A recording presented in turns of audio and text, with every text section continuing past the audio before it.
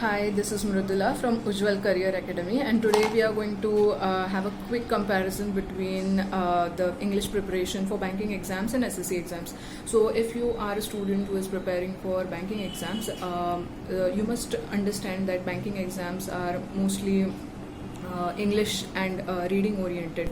So if you are about to prepare for reading, you can invest only 30 minutes of your time into reading newspapers, books, and when it comes to newspapers, you can go for the Hindu, the Indian Express, and of course the Times of India.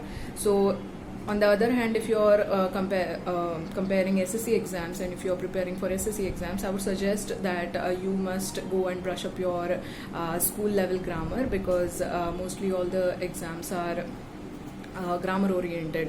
So you will need a quick brush up of 1st to 10th grammar syllabus, and we are soon launching a crash course on basic grammar. So stay tuned with us, and please like, follow and subscribe our channel Ujjwal Career Academy. Thank you so much.